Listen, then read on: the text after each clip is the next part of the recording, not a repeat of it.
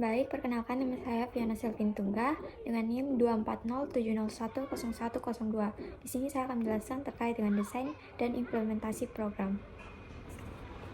Baik, yang pertama saya akan menjelaskan dulu terkait dengan profil isu kesehatan masyarakat yang kami ambil.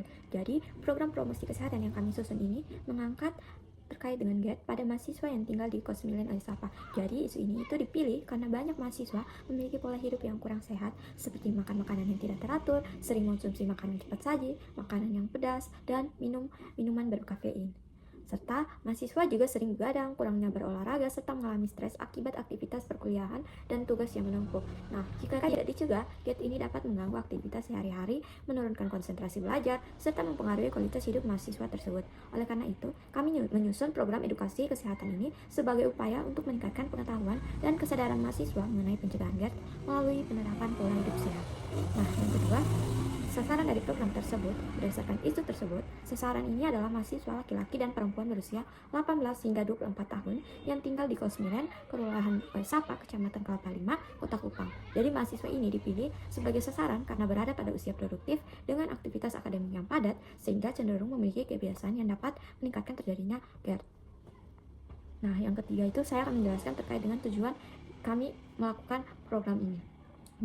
Jadi melalui program ini, tujuan umum yang ingin dicapai adalah untuk meningkatkan pengetahuan dan kesadaran mahasiswa mengenai pencegahan GERD melalui edukasi tentang penerapan pola hidup sehat. Secara khusus, program ini bertujuan untuk meningkatkan pemahaman mahasiswa mengenai pengertian, gejala, penyebab, dampak GERD, dan meningkatkan pengetahuan mengenai pola hidup sehat sebagai upaya pencegahan yang diukur melalui pretest dan posttest, serta meningkatkan kesadaran mahasiswa untuk menjaga kesehatan lambung dan menerapkan perilaku hidup sehat dalam kehidupan sehari-hari. Nah, untuk tujuan tersebut, kami menyusun desain program mahasiswa kesehatan untuk menggunakan metode komunikasi kesehatan secara langsung dengan pendekatan edukatif, partisipatif. Kegiatan diawali dengan penyuluhan dan ceramah interaktif yang setelah penyampaian materi tersebut, peserta diberikan kesempatan untuk berdiskusi dan mengajukan pertanyaan sehingga materi itu yang disampaikan dapat dipahami dengan lebih baik. Nah, selain itu, dilakukan pretest sebelum penyuluhan untuk mengetahui tingkat pengetahuan awal peserta dan posttest setelah penyuluhan untuk menilai peningkatan pengetahuan sekaligus mengevaluasi keberhasilan kegiatan tersebut.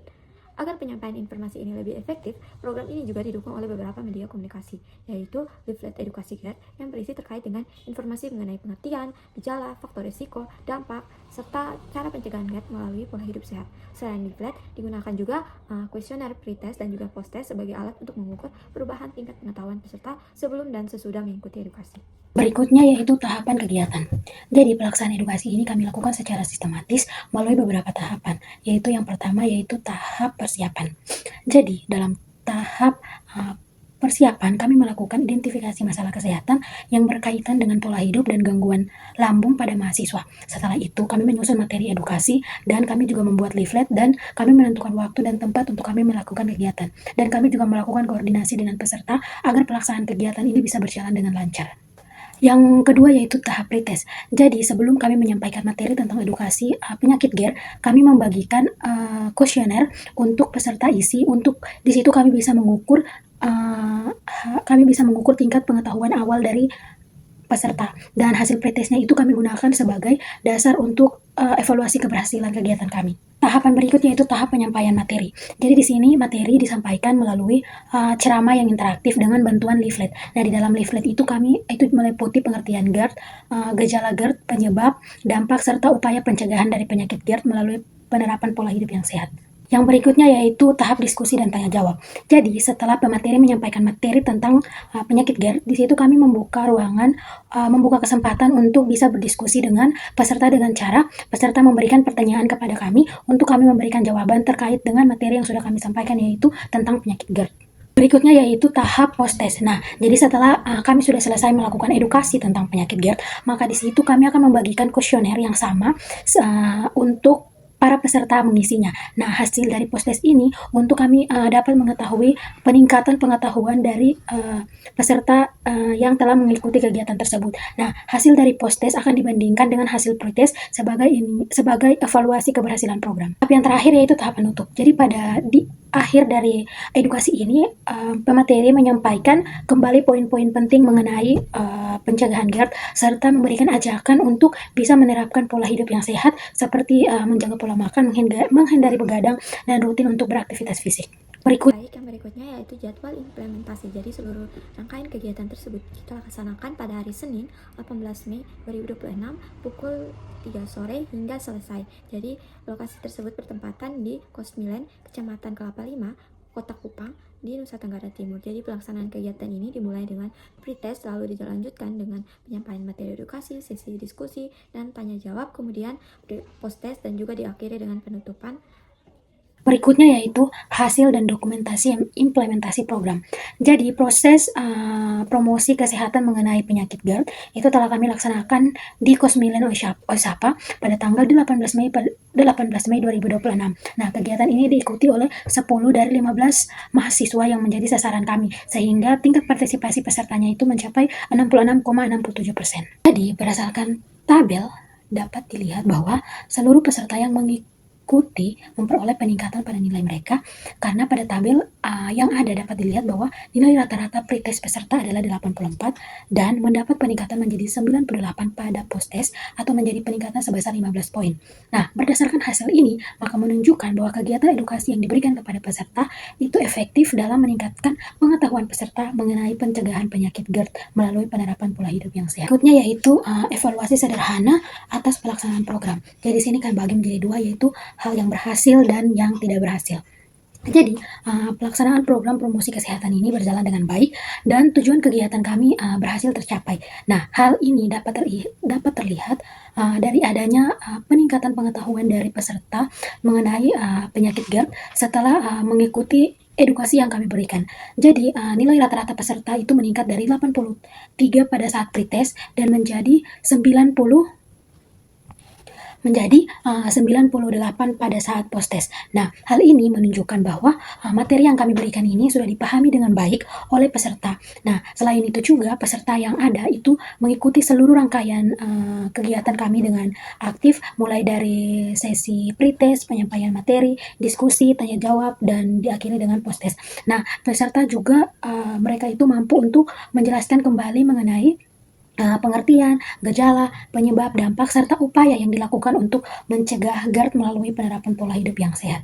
Yang kedua yaitu kendala yang kami hadapi di lapangan. Jadi selama kami melaksanakan kegiatan edukasi ini, ada beberapa kendala yang kami hadapi di lapangan. Nah, yang pertama itu tidak semua sasaran atau semua anak kos itu mengikuti. Jadi dari 15 mahasiswa yang kami rencanakan itu hanya ada 10 orang saja yang hadir, dan hal ini dikarenakan adanya jadwal kuliah, kegiatan organisasi, dan aktivitas-aktivitas lainnya. Yang berikutnya itu yaitu waktu pelaksanaan yang terbatas. Nah, karena waktu pada saat pelaksanaan yang terbatas, karena sama-sama dikejar waktu, karena ada beberapa mahasiswa yang harus segera pergi ke kampus, jadi pada saat penyampaian materi dan sesi diskusi itu belum dapat dilakukan secara lebih mendalam, tetapi menurut kami itu sudah baik, hanya belum memperdalam materinya. Yang berikutnya itu karena tingkat pengetahuan awal peserta yang berbeda-beda, maka hal itu membuat penyampaian materi itu harus lebih disesuaikan agar materi yang diberikan itu lebih dipahami oleh seluruh peserta. Jadi bukan hanya dipahami oleh satu atau dua orang peserta saja, tapi bisa dipahami oleh seluruh peserta. Nah, yang berikut yaitu yang terakhir yaitu media edukasi yang kami gunakan. Jadi di sini menurut kami media edukasi yang kami gunakan itu masih terbatas karena kami hanya menggunakan leaflet dan kami menyampaikan langsung. Jadi sehingga kami berharap pada kegiatan selanjutnya itu kami akan menambahkan media yang lebih interaktif seperti contohnya video atau presentasi visual. Baik, selanjutnya saya akan menjelaskan hasil refleksi kelompok mengenai penerapan keterbukaan diri berdasarkan teori Johari Window serta tahapan membangun tim selama pelaksanaan kegiatan edukasi pencegahan GERD di Kosmilen Osapa. Sebelum itu, perkenalkan nama saya Flora Oktavinda Mitang dengan NIM 240701056. Saya mahasiswa semester 4 FKM Undana. Baik, saya akan memulai pembahasan dari konsep keterbukaan diri. Nah, jadi, keterbukaan diri atau self-disclosure adalah kemampuan seseorang untuk menyampaikan informasi, pendapat, ide, maupun perasaannya kepada orang lain sehingga terciptanya komunikasi yang baik dan hubungan yang saling percaya. Nah, menurut teori Johari Window, semakin luas open area atau daerah terbuka, maka komunikasi, kerjasama, dan rasa saling percaya dalam kelompok juga akan semakin baik. Nah, dalam kegiatan edukasi pencegahan GERD, konsep ini diterapkan sejak awal pembentukan kelompok. Seluruh anggota diberi kesempatan untuk menyampaikan pendapat mengenai tema kegiatan, sasaran, penyuluhan, metode yang akan digunakan, serta pembagian tugas. Nah, selain itu, setiap anggota juga terbuka dalam menyampaikan kemampuan dan kesediaannya, seperti menyusun materi, membuat leaflet, menjadi pemateri, melakukan dokumentasi, serta mengolah hasil pretest dan posttest. Nah, selama proses persiapan hingga pelaksanaan kegiatan, setiap anggota juga saling memberikan saran dan masukan ketika menghadapi kendala. Nah, melalui komunikasi yang terbuka, setiap permasalahan dapat diselesaikan melalui diskusi dan musyawarah sehingga koordinasi kelompok tetap berjalan dengan baik. Nah, penerapan keterbukaan diri memberikan dampak positif terhadap pelaksanaan kegiatan. Seluruh rangkaian kegiatan mulai dari penyampaian materi, pembagian leaflet, sesi diskusi, hingga evaluasi dapat terlaksanakan dengan lancar. Keberhasilan kegiatan juga terlihat dari peningkatan nilai rata-rata peserta, yaitu dari 83 pada pretest menjadi 98 pada posttest. Nah, dari pengalaman tersebut, kami menyadari bahwa keterbukaan diri menjadi salah satu faktor penting dalam menciptakan kerjasama yang baik dan mendukung tercapainya tujuan program edukasi kesehatan. Ini tahapan membangun tim. Nah, jadi berdasarkan teori perkembangan tim, kelompok kami juga melalui 5 tahapan membangun tim, yaitu forming, storming, norming, performing, dan adjourning. Nah, jadi pada tahap forming, kelompok kami mulai dibentuk dan berdiskusi untuk menentukan topik kegiatan. Setelah mempertimbangkan beberapa pilihan, kami sepakat mengangkat tema edukasi pencegahan GERD dengan sasaran mahasiswa yang tinggal di Kosmilen, OSAPA. Nah, selanjutnya, tugas dibagikan sesuai dengan kemampuan masing-masing anggota. Nah, tahap berikutnya adalah storming, yaitu munculnya perbedaan pendapat. Nah, dalam kelompok kami, perbedaan terjadi saat menentukan media edukasi. Sebagian anggota mengusulkan menggunakan poster. Nah, sedangkan yang lain memilih leaflet, karena lebih praktis dibawa pulang oleh peserta. Nah, melalui diskusi bersama, akhirnya kelompok sepakat menggunakan leaflet sebagai media edukasi. Setelah itu, kelompok memasuki tahap norming, yaitu terbentuknya kesepakatan dan kerjasama yang lebih baik. Seluruh anggota menerima keputusan bersama, menyelesaikan tugas sesuai tanggung jawab masing-masing, dan saling membantu apabila terdapat kendala selama persiapan. Selanjutnya, pada tahap performing, setiap anggota menjalankan perannya sesuai pembagian tugas. Ada yang menyampaikan materi, membagikan leaflet, memandu sesi tanya jawab, melakukan dokumentasi, serta membagikan dan mengumpulkan pretest maupun posttest. Nah, karena setiap anggota memahami tugasnya, kegiatan dapat berjalan dengan lancar sesuai dengan rencana. Tahap terakhir adalah adjourning, yaitu penyelesaian kegiatan setelah penyuluhan selesai. Nah, kelompok melakukan evaluasi bersama untuk membahas kelebihan dan kendala yang ditemukan selama pelaksanaan. Hasil evaluasi tersebut kemudian menjadi dasar dalam penyusunan laporan serta bahan pembelajaran agar kegiatan berikutnya dapat dilaksanakan dengan lebih baik. Nah, melalui pengalaman ini, kami menyadari bahwa setiap tahapan dalam membangun tim memiliki peran penting. Nah, komunikasi yang baik, kerjasama, serta kemampuan menyelesaikan perbedaan pendapat secara musyawarah menjadi faktor yang mendukung keberhasilan kegiatan edukasi pencegahan GERD. Perkenalkan, nama lengkap saya Gaudensia Marika Pilin Hayon dengan NIM 2407010057. Pada video kali ini, saya akan menjelaskan terkait teknik diskusi kelompok dan manajemen konflik. Berikut teknik diskusi kelompok. Diskusi kelompok merupakan proses bertukar pendapat, berbagi informasi, dan mencari solusi bersama untuk mencapai suatu tujuan yang telah ditetapkan. Nah, dalam kegiatan ini, diskusi dilakukan sejak tahap perencanaan hingga pelaksanaan. Melalui edukasi, kelompok kami menentukan tema penyuluhan, sasaran kegiatan, pembagian tugas, serta menyusun materi edukasi. Salah satu keputusan penting yang dihasilkan adalah pemilihan media edukasi. Awalnya, terdapat perbedaan pendapat antara anggota terkait menggunakan poster atau leaflet. Nah, setelah seluruh anggota menyampaikan pendapat dan mempertimbangkan kelebihan masing-masing media edukasi, kami sepakat memilih leaflet karena lebih praktis untuk dibagikan kepada peserta dan dapat dibawa pulang sebagai bahan bacaan setelah penyuluhan.